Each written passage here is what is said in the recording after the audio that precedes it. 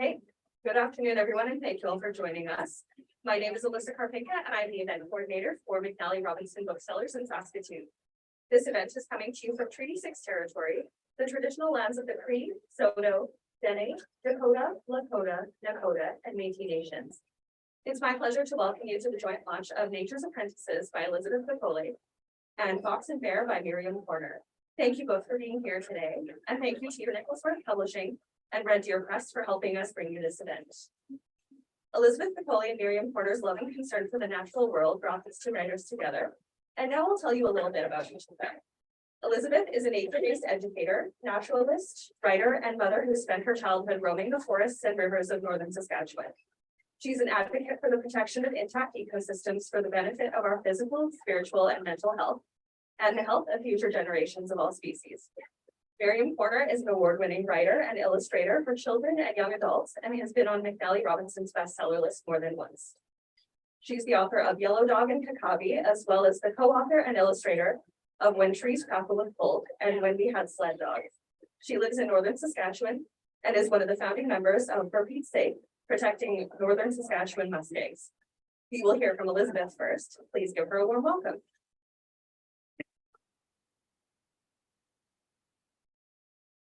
Hey, welcome everybody. Thank you for being here on this beautiful, sunny, warm day where you could be outside doing other, fun winter things. So I really appreciate your presence here today. So I'm just going to ask you a couple of questions first. How many of you have spent time in what is known as a peatland or a bog, muskeg, fen? Put up your hand if you've been in a bog, in a peatland, muskeg, fen, mire. Okay, awesome. Now, put up your hand if in this place you ever had a dragonfly or a butterfly land on you. Okay, last question. Did you think to yourself, what is this being trying to tell me? Put up your hand. Okay,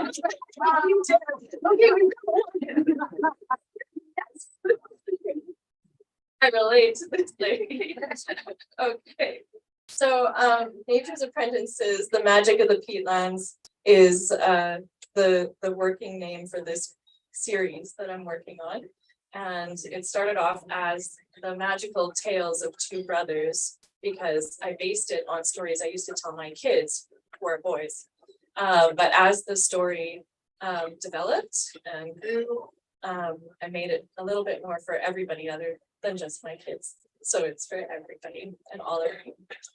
All right, so I'll just show you a little bit about the illustrator that I worked with for this book.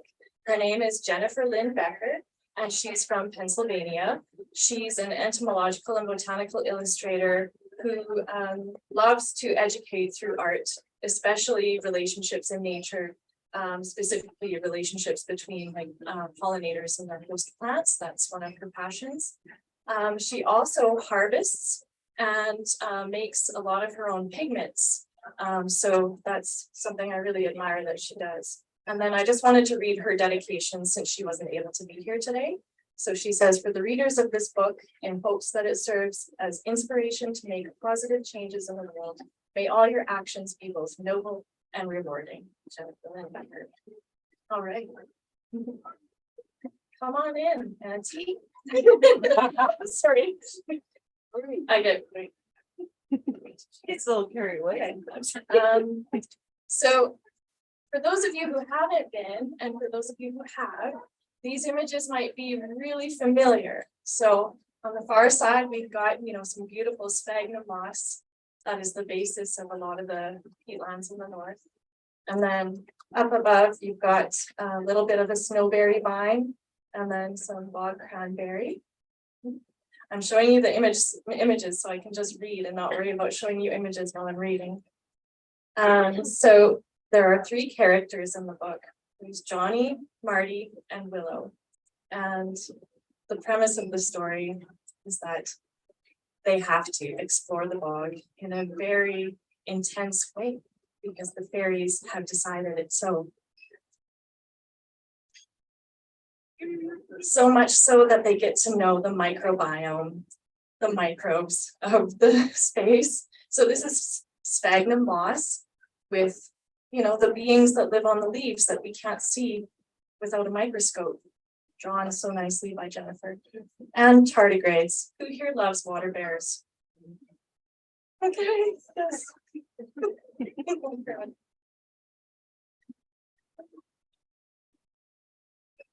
And muskegs are also very special homes to carnivorous plants. And carnivorous plants are great for the imagination. So on the far side, we've got the sundew, and here we've got the pitcher plant. We can't talk about muskegs in the north without talking about woodland caribou. So the woodland caribou is also a character in this study. And my poor child, when he this is one of my children when he was a lot younger, and I thought it was a perfect book, and I did ask his permission to put it at the back for when the kids wake up from their experience. Because in that moment, and I think you can see it, like he's sensing something beyond what we can all see. Thank you. And actually, let's leave it on that last slide if we can.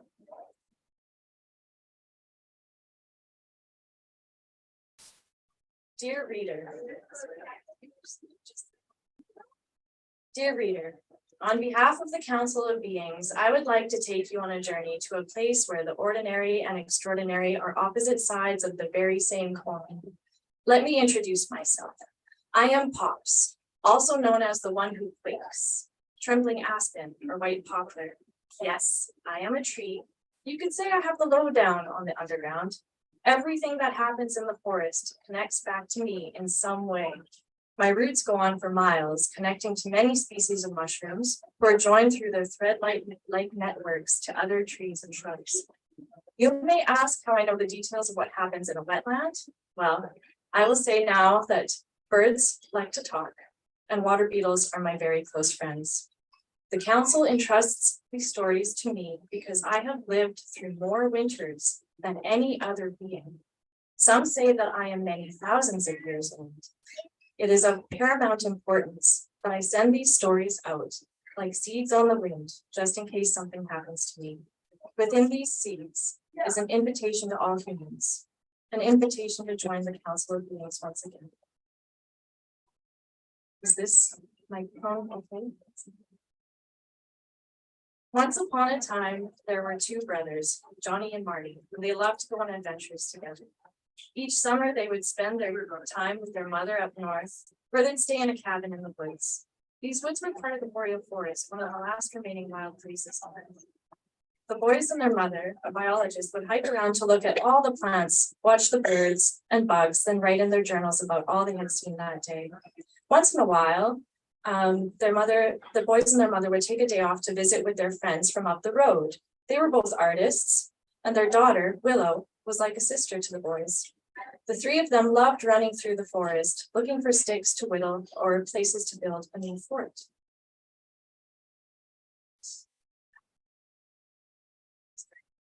Show the pictures. There's the cabin in the woods.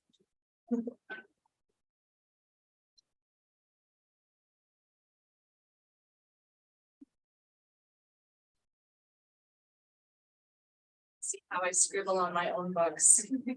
They're never finished. So the children go on this hike through the forest. It's a hike that they know well, but today is a little bit different. As they sat eating their muffins, a faint sound floated on the air toward them. "What's that?" asked Marty. Willow and Johnny could hear it too.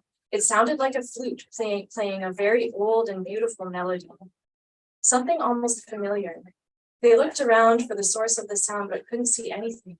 Then suddenly the world began to shift before their eyes. The trees stretched taller towards the sky, the mosses grew bigger, and the mosquitoes became louder. "I think we walked too far today. Mom told us to stay close to the cabin. She said something about Everything went dark before Johnny finished speaking. Then there was silence and stillness like a big long sleep. When the children awoke, they were terrified to find themselves separated by a vast distance. Can we go back to the moss image? There. So these children are this big at the top of this moss, and they're all on different ones, and they have to figure out how to get back together. How would you do that? How would you not fall through that dark crevice? Right. What's happening? Marty called out as loud as he could, gripping the huge leaves of the moss beneath him. I have no idea. This is really weird, Willow yelled back. The children began to make their way toward one another. It wasn't easy. They had to jump carefully from the top of one moss to the next. The mosses were covered in a thin layer of water, so it was a bit slippery, and the children were all soaked by the time they met on the leaf of what was now a giant creeping snowberry vine. Scared and out of breath, Marty stammered, "Where are we?" "I don't know, buddy," Johnny tried to sound calm. "Something very odd is going on. Look at that." He pointed to a large mound. It was the muffin that had fallen out of Marty's hands, but it was as big as a house. "Whoa, what the?" Johnny sputtered as a beetle the size of a tank scuttled up to the muffin and took a big chomp out of it. Chunky boulders of crumbs fell around the children as they stared up at the insect in disbelief. Can we go to that image? The insect. "Many greetings of good things, dear friends," said someone perched atop the beetle. His clothes were made of leaves and moss. Everything about his face was long, narrow, and pointy. His ears, his nose, his chin, even eyebrows and goatee. His skin flickered through a range of colors to mimic his surroundings. The blue of the sky, the brown of tree bark, even the green of the moss. In one hand, he held a small fruit.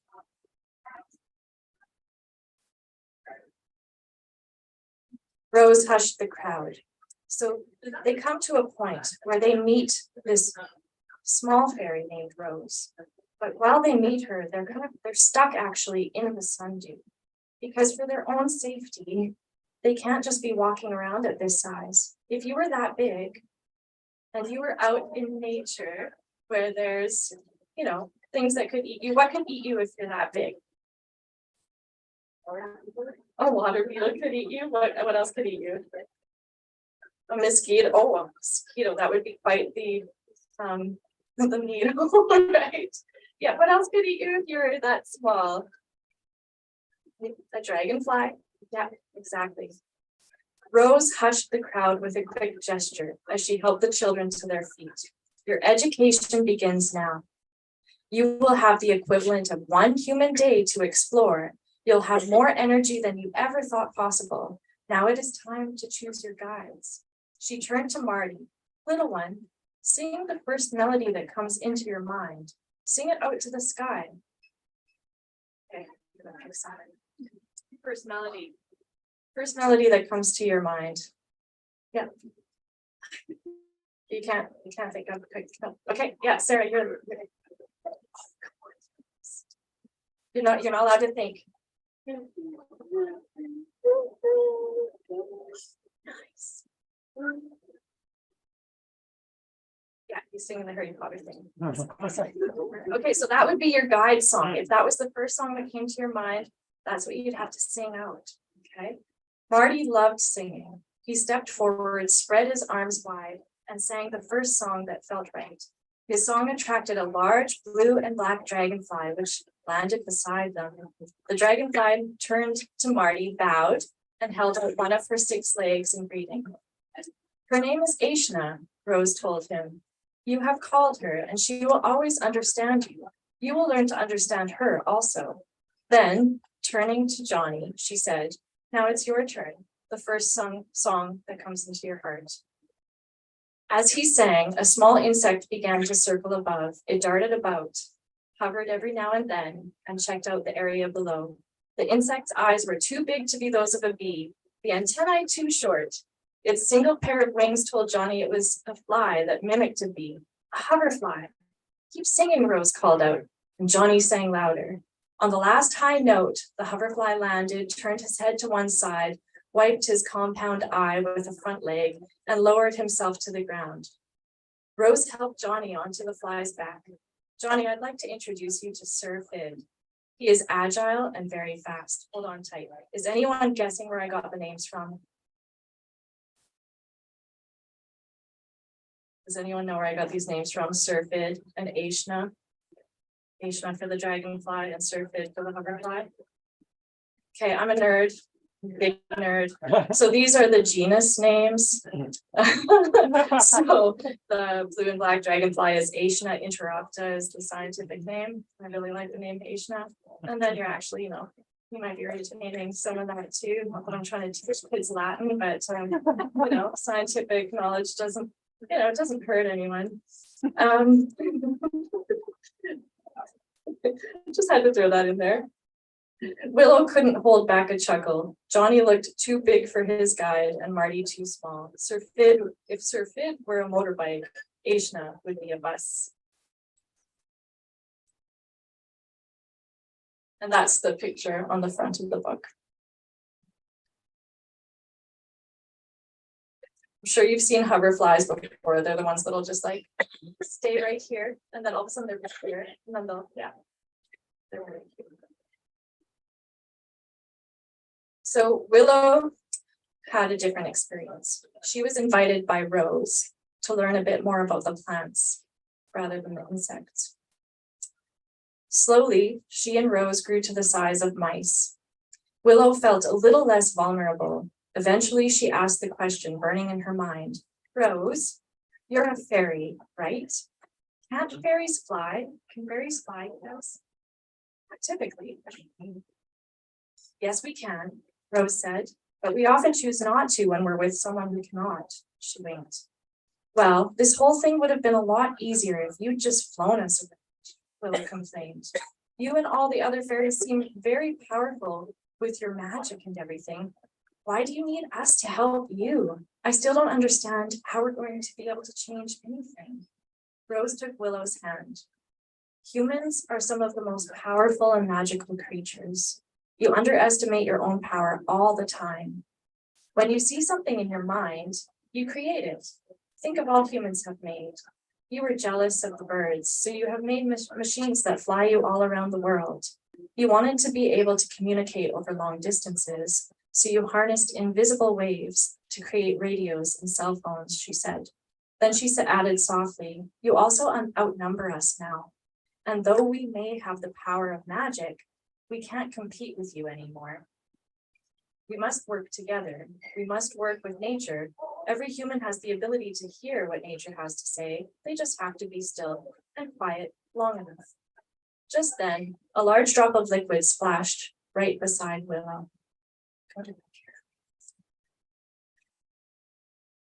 I just got dry, she said, standing up and spinning around to see where it had come from. Her heart stopped for a moment as she took in a scene that would stay with her for the rest of her life. She was staring into the large brown eyes of a rare woodland caribou, a large member of the deer family, now a threatened species. Beside the caribou lay a new calf, wet from being born. Slowly, awkwardly, the calf tried to stand on his skinny legs, falling and trying again. His mother gently cleaned her baby. Willow put a hand to her mouth in wonder, and tears welled up in her eyes. She had never seen anything so beautiful. The muskeg is a safe place for the caribou to have their babies, whispered Rose. They stood together in silence, watching the new mom and her baby. Willow was filled with joy, like she had just come home and was surrounded by a family that she loved very much. Thank you.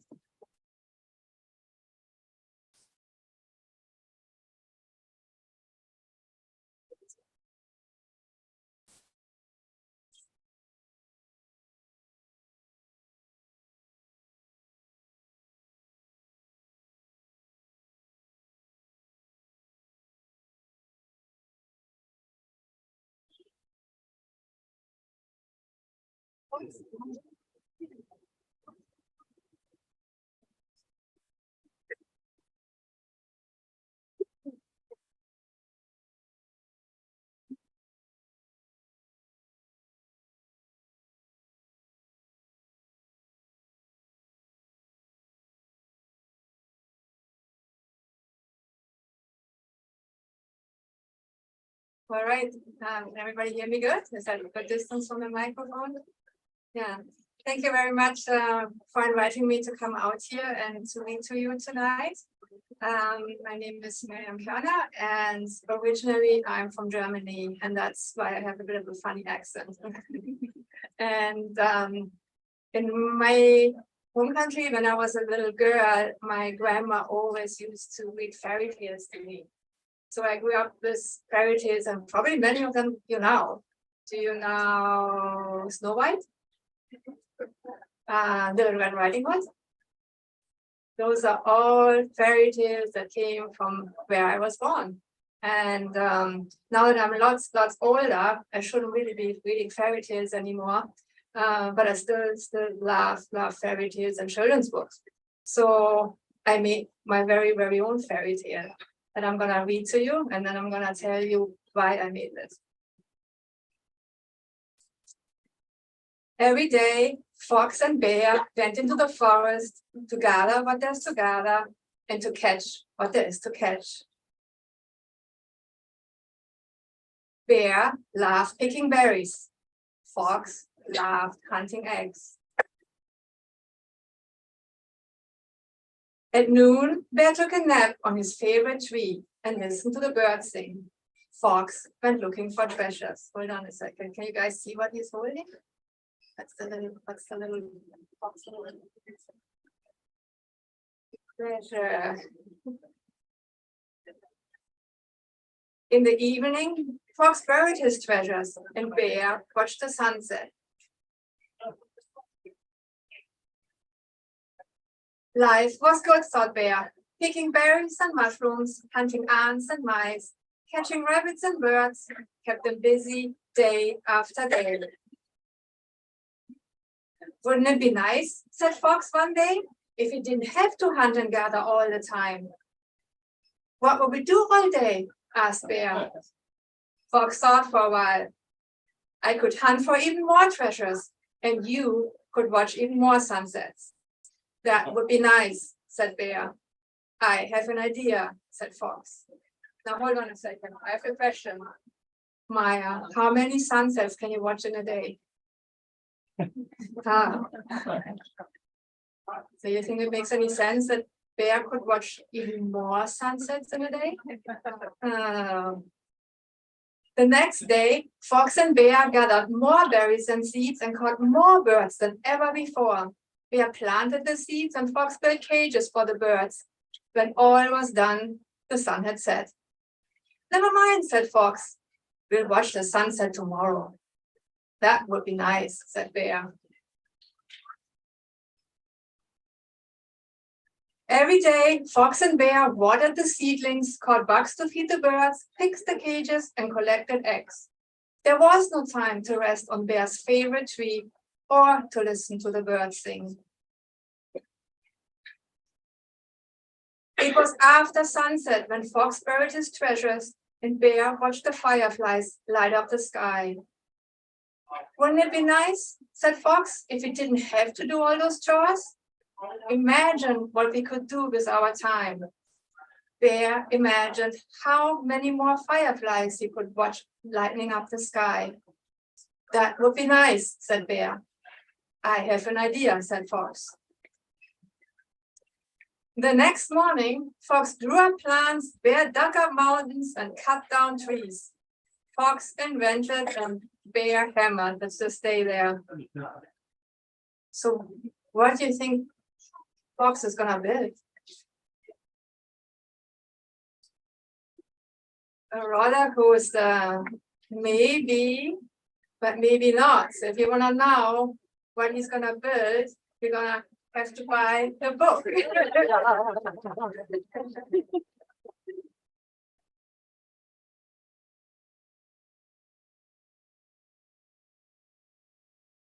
And I'm gonna show you a little bit about why I wrote the book.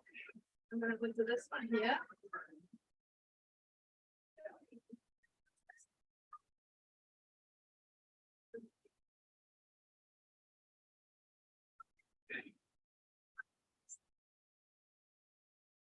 So what inspired me to write Fox and Bear? I told you I came from Germany, but I don't live there anymore. I live in La Ronge now in northern Saskatchewan. Anybody of you has ever been to La Ronge? Or to the forest, to the boreal forest? Because northern Saskatchewan is in the boreal forest, and this is my home. So I used to live quite happily in the boreal forest, just like Bear. And like Bear, I love to pick berries. I wasn't so much of catching things, but I do love picking bogberries and cranberries and blueberries. And I like to go out in my canoe. Just this summer, I paddled all the way from the end of the road to in northern Saskatchewan to Yellowknife. So I really, really like to spend time in the bush. And I'm also surrounded by all the animals that you see in the books. If you look really, really close, you see ravens and squirrels and mice. And we have a raven nest right in our backyard. So like Bear, I just enjoy watching them and listen to the birds sing. The little grouse that made a home in our backyard. When a little squirrel living in the tree. And I really think that the forest is a magical, magical place. I really love the forest. And I thought it would be there forever. But I was wrong. So when the forest around my home started to disappear because of clear cutting, I became really, really upset and really sad. And I had lots and lots of questions.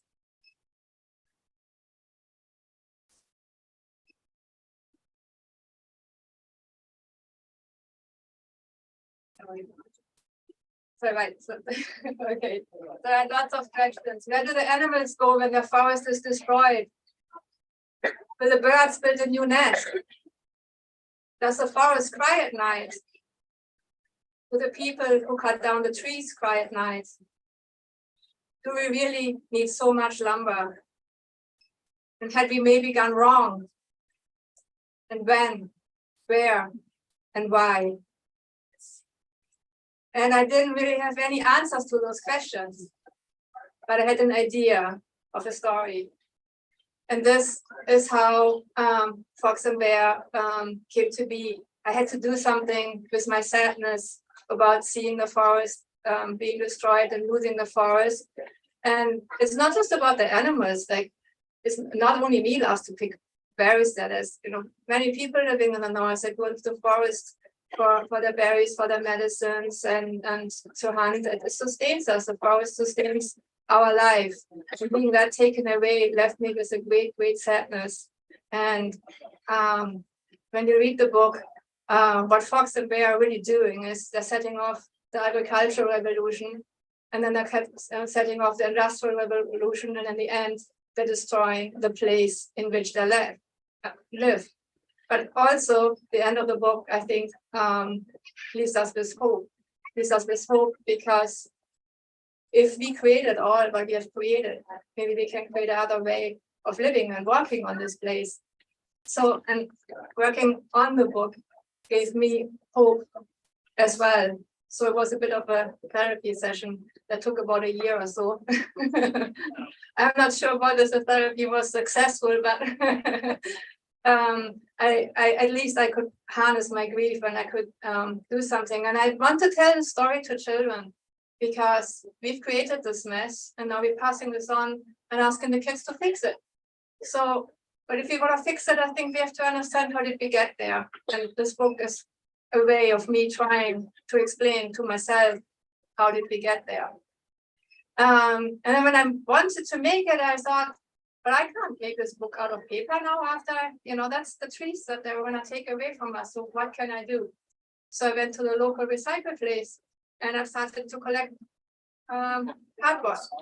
Actually went into their dumpsters and looking for different colors and different, paper I could use. And I'm going to show you a little bit about how I made the book. Okay. So I always start with sketches. And anybody of you can draw or likes to draw? Yay. So when I start out, it's just little scribbles, and sometimes nobody really knows what they mean except me.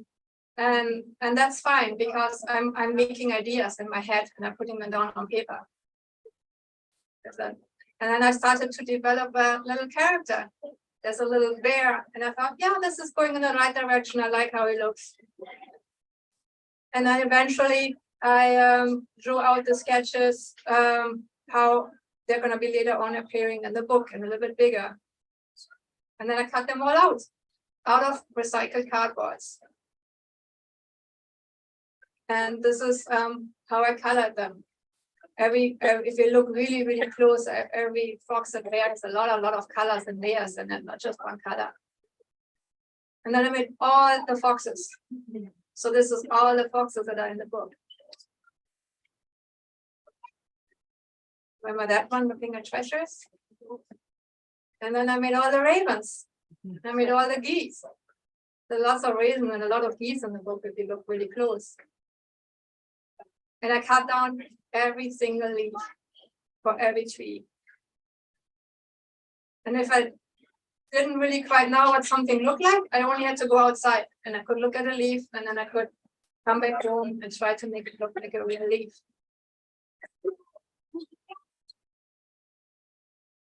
And I also did a lot of research.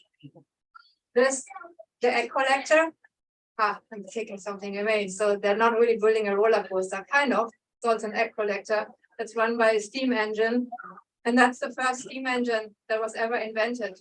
So fox and bear are using that in their as a model. It becomes an egg collector. But as I was asking myself, how did we move away from nature? I kept looking at industrialization. I kept looking at the beginning, he cuts down trees with an axe and he uses a chainsaw, and eventually he uses a little feather butcher. So I'm really looking at the history of how we moved away from being in the forest to extracting the forest. There's a roller coaster in the making. I think Brian remember that we visited here too. My studio moves through the whole house, and it's all over the place. Okay. And they built a water sprinkler. I thought kids down here in the farm, they know what a water sprinkler looks like, but maybe in the north they don't. So I wanted to make it look more like fun. So I put little watering cans there, and then I hired some help. So a friend of mine came and she helped me to build little watering cans here. And she's also mentioned in the book here. Her name is Casey Bernarden. And she was so thrilled when she saw her name in the book. And her parents took her to McNally Robinson. She went through every book in the store to make sure that her name was in every book. Yeah, and I think this is a historic picture of the bunch of bananas here in the book. So when all the pieces were cut out, and folded, and painted, I started putting everything together.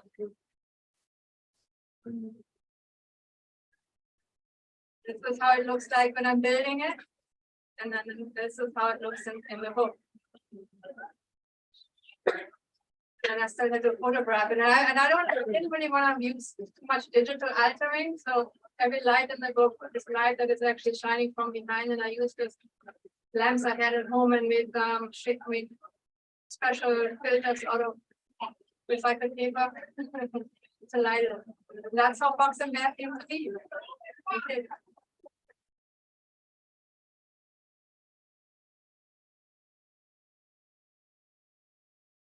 I invite you to ask questions for Elizabeth and I. So we're just going to do a quick pivot to a seated person.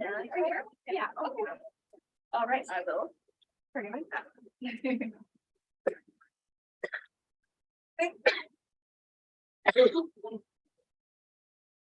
All right. Okay, that's that was from school. All right.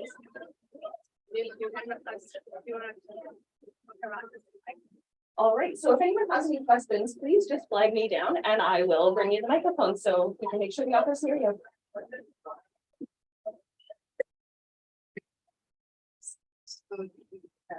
Presentation, each of your books is beautiful unto itself, and they also live really well together. And I just wanted to know the background for viewers here, listeners at home. How did you two connect to be able to come together for this book launch? I want to start. Sure. Yeah, so I live in Orange and Elizabeth lives in Saskatchewan, and we both love muskegs. And very close to my home, there was a peat mining proposal that was gonna come in and destroy the muskegs, and I was really, really upset about it. And Elizabeth here in Saskatchewan was really upset about it as well. So we started to educate ourselves about muskegs, and we formed a group in Orange called For Pete's Sake, Protecting Northern Saskatchewan Muskegs. And she had a friend in Orange that was doing a petition in schools. She was working with kids in schools, and she asked them to write a petition to the government and collect signatures. And that petition collected 20,000 signatures that started in a school in Orange. Grade sevens. Grade sevens, yes. And it was taken to legislature. And Kona, the teacher, knew Elizabeth, so eventually we came all together, and it's really nice to see. Yesterday we had a gathering as well. Our Facebook group has over 1,700 members, and we're still getting to know them. And so yesterday we met a few, today as a few here again. And so educating ourselves about muskegs and saying no to the proposal that's happening in Orange brought us together, and it's overwhelming. It's really overwhelming because it's been going on in this province for so long. How do we stand up to it? So we felt we need to really make people aware, and one way of doing that was writing books. So Elizabeth wrote books about muskegs, and peat mining never happens without logging. The logging company is always going first, and they make the way, they make the roads. Peat mining follows. So when the clear cutting is really, really picking up in northern Saskatchewan very, very drastically. And so we came together and the touring together, and there's a question here. So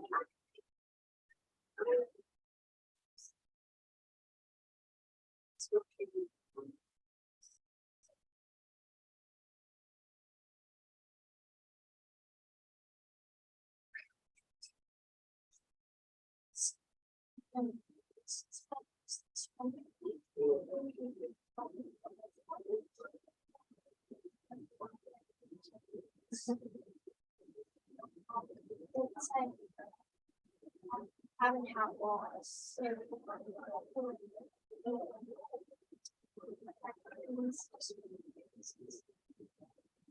wow, that's amazing. Thank you so much for sharing that, Maya. That makes me so hopeful, to hear you talk about that and use words that I did not know at your age, as nobody told me. Like, I got an education when I came to Orange because the people that live and connect to the land there, they're my teachers there, and they have taught me so much about what the forest and the land provides for us. And it always gives without never asking anything back, except that we have to care for it, and we're not doing our obligation. So hearing you talk, Maya, and hearing you talk about habitat and habitat loss, and now we're sharing this place, not just with the human beings, but also with the animal world, and we have to take care of each other. It's a lot.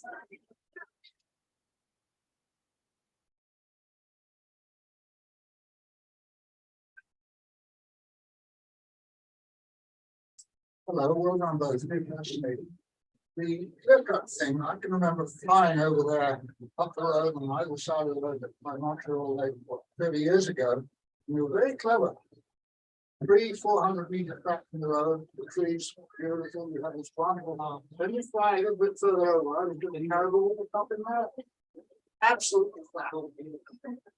You're driving up, you think it's fantastic. It's bullshit. It's not, not terrible sight. So that's very sad, and I don't know if they're still doing it. That was what was going on there. Worse, no. Yeah. Worse. Much worse. I think they're becoming bolder. I think becoming bolder because there's less and less trees. And the resources are running out. Lumber companies are closing their mills, and we see that they're moving into Saskatchewan, and we see clear cuts now right along the road. And it breaks my heart. Yesterday we had a really beautiful sharing circles, and the elders talking about the connection to the land, and as children being able to go and drink out of the rivers, and now that's been taken away, that's been polluted. Of trappers sustaining their families with the animals and their funds on their trap line, not being able to do that. It's like taking away the forests. Yeah, I think it's a safe bet to call it. It's another continuation of genocide and colonization, and many people don't know. Many people don't know it's happening. It's happening so fast. It's happening so overwhelming, and they're saying no, but nobody's listening. We had some really great people show up last night that are in powerful positions to hopefully speak to some change. Elizabeth, you mentioned that this was the beginning of a series for you. What comes next? I'm hoping so. So I'd love for what I envision is to have it kind of follow how I used to tell stories to my kids. So as I learn and grow and become really kind of enmeshed in an ecosystem and the understanding of that ecosystem, that I can be able to explain it through the eyes of something this big. So the next book is set in the prairie.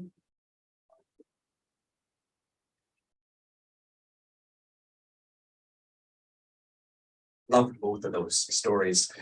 Interesting, lots of ecological and scientific stuff, which is so super important, and yet both stories are also deeply relational and have a spiritual element to them as well, or an enchanted or a magical. Wondering where that comes from for you.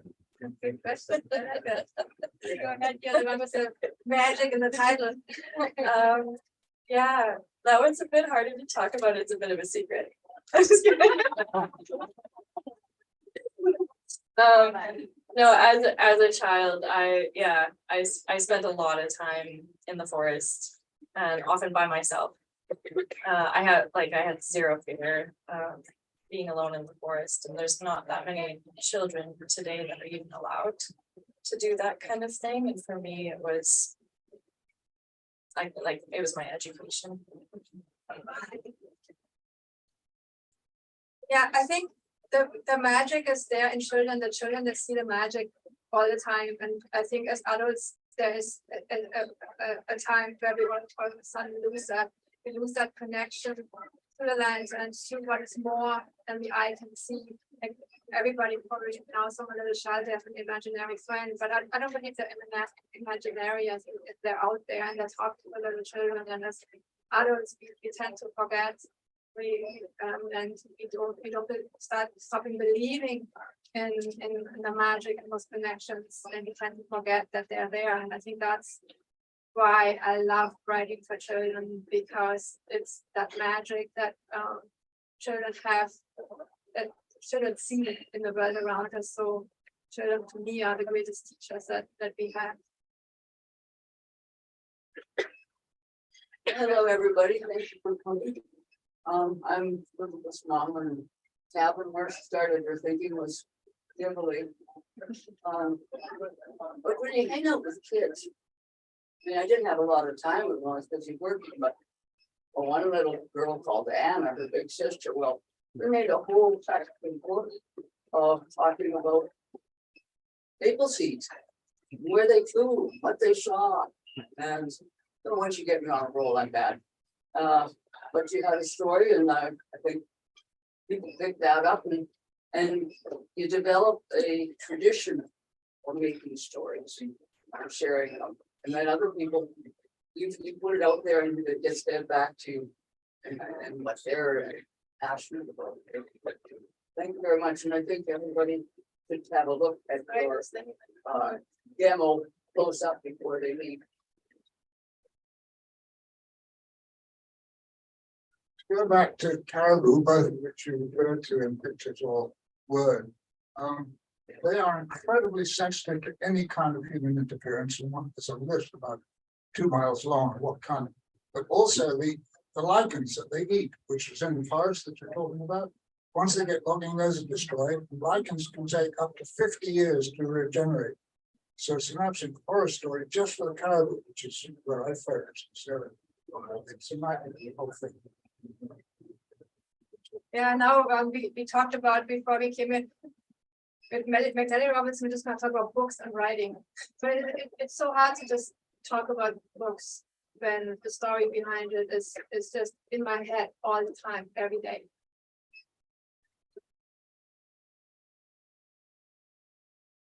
Really great stories. Miriam, what was your favorite part about making the whole fox and bear book and strength with the card? Well, thank you. That's an awesome question. I think my favorite part was when I had the idea in my head and I just started doing it and I had no clue yet if I could do that, if I could put out what's in my head. And I started with the little raven's nest right at the beginning of the book. And I cut out all the sticks of the raven's nest and I imagined how a raven would put a nest together. And while I was doing that, I was kind of almost like building a little nest for myself and then putting the little the ravens in there. That was the moment I loved most about the book, because when I had that raven, I sit there, I thought, okay, now I can build anything. Very good question. What was your favorite part diorama in the book? Probably when the bear was sleeping and the fox was Nice. I like that one too. all right, we've got time for maybe 2 more questions. So I asked Elizabeth, what's up next for you, Miriam? Oh, I actually, as it always comes when you're a writer, you get rejection after rejection, and then all of a sudden everything is accepted at once. So next month, I have a book come out, it's called Single Island. And it's a story a friend and my styles in the Orange given to me. It's about a day out on La Orange, collecting cedar eggs and a little shorelands and bringing eggs back home to Auntie at home. And so that's it should be coming out next month sometime.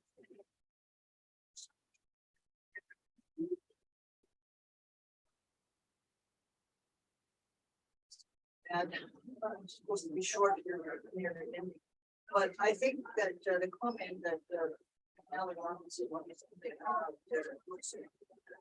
launch. They have all sorts of resource books in this place too, that people come and buy them. And I am impressed with this gentleman's comment about caribou. I spent 50 years of my life as a transplanted prairie girl who was free range when I grew up. And then being much the same in the north and very people's whose livelihood comes from the forest, trapping, fishing, hunting, very picking, basically holding on for it. And it breaks my heart to see it go. And I just hope that all the people here will go back home and Facebookers for Pete's sake, and tell your friends how valuable this land is. Because this is a resource for harvesting. We have young people 18 to 30 years old who have climate anxiety. They don't want to have children because they're afraid that there's not going to be a world to live in. And not all of them get from who are. They come from the city, and that is.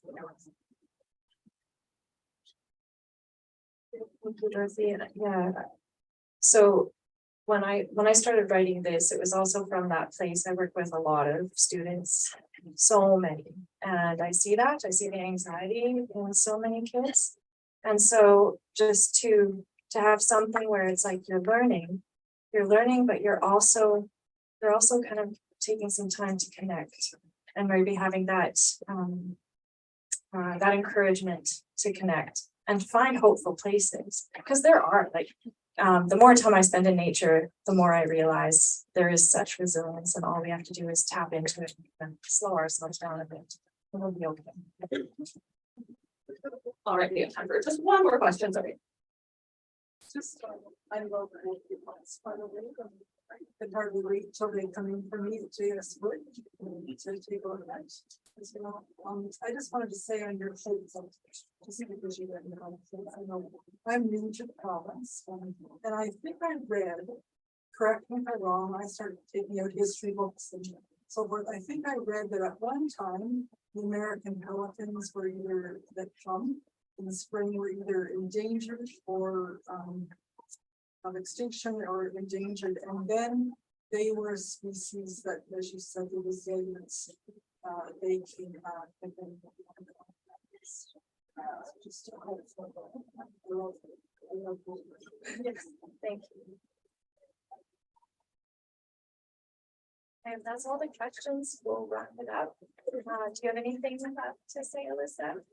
I'll just come up and do a quick thank you. Thank you, everyone.